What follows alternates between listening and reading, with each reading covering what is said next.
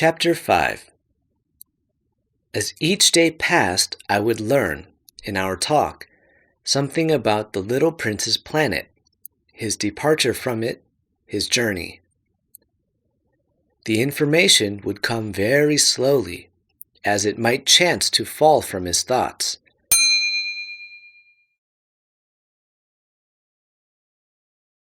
It was in this way that I heard, on the third day, about the catastrophe of the baobabs.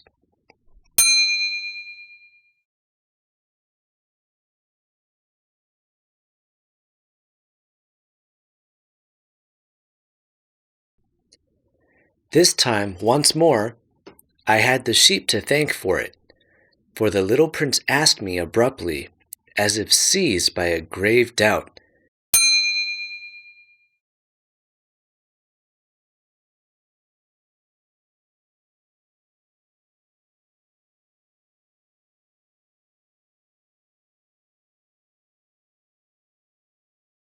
"It is true, isn't it, that sheep eat little bushes?"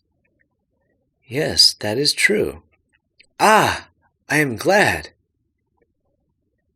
I did not understand why it was so important that sheep should eat little bushes, but the little prince added, "Then it follows that they also eat baobabs."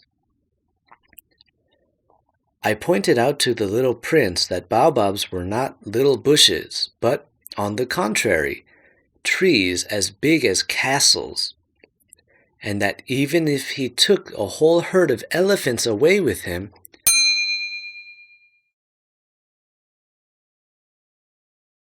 the herd would not eat up one single baobab. The idea of the herd of elephants made the little prince laugh. "We would have to put them one on top of the other," he said. But he made a wise comment.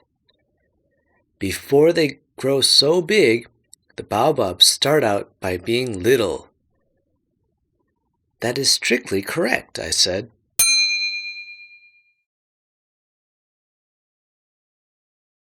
"But why do you want the sheep to eat the little baobabs?"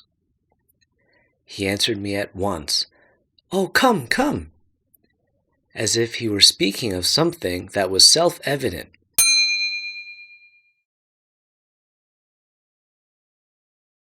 And I was obliged to make a great mental effort to solve this problem without any assistance.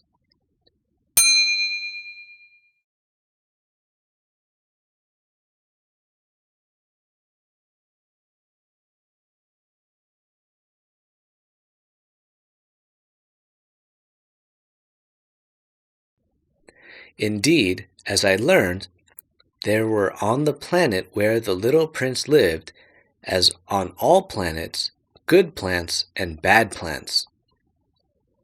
In consequence, there were good seeds from good plants,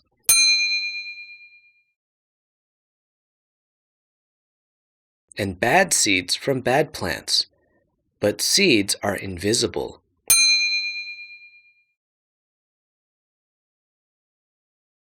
They sleep deep in the heart of the earth's darkness, until someone among them is seized with the desire to awaken.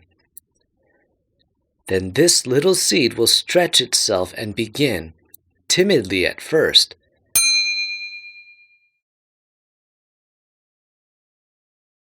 to push a charming little sprig inoffensively toward the sun.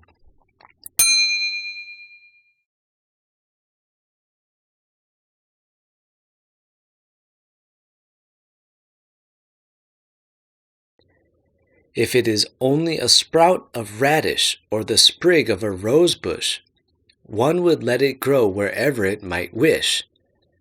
But when it is a bad plant, one must destroy it as soon as possible, the very first instant that one recognizes it.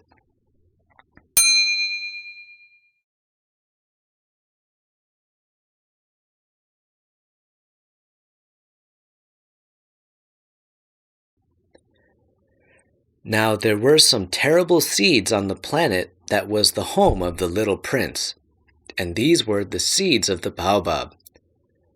The soil of that planet was infested with them.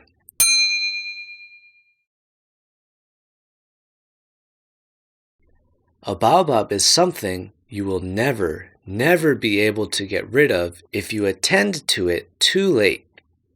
It spreads over the entire planet. It bores clear through it with its roots.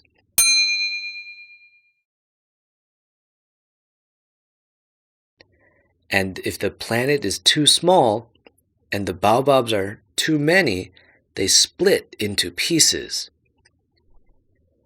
It is a question of discipline, the little prince said to me later on.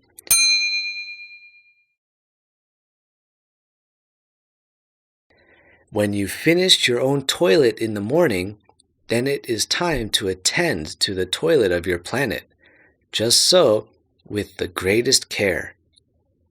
You must see to it that you pull up regularly all the baobabs at the very first moment when they can be distinguished from the rose bushes, which they resemble so closely in their earliest youth.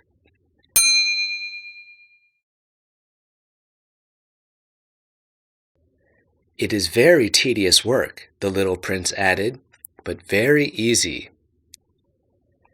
And one day he said to me, "You ought to make a beautiful drawing so that the children where you live can see exactly how all this is. That would be very useful to them if they were to travel someday. Sometimes," he added, "there is no harm in putting off a piece of work until another day."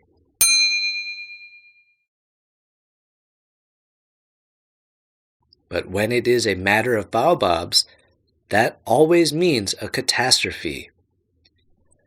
I knew a planet that was inhabited by a lazy man.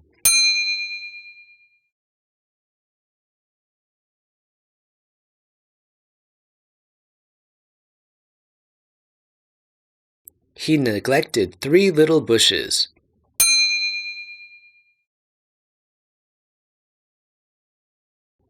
So, as the little prince described it to me, I have made a drawing of that planet.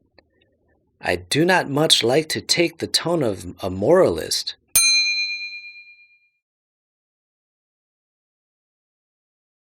But the danger of the baobabs is so little understood, and such considerable risks would be run by anyone who might get lost on an asteroid that for once I am breaking through my reserve.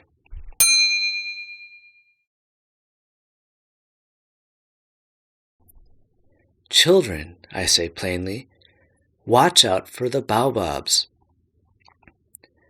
My friends, like myself, have been skirting this danger for a long time.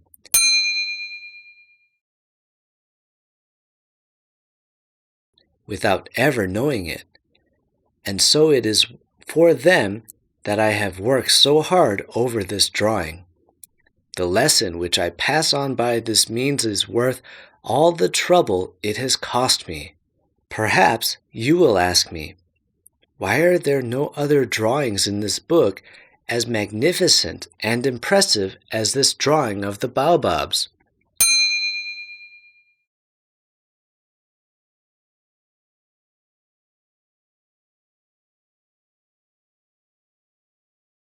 The reply is simple. I have tried, but with the others I have not been successful. When I made the drawing of the baobabs, I was carried beyond myself by the inspiring force of urgent necessity.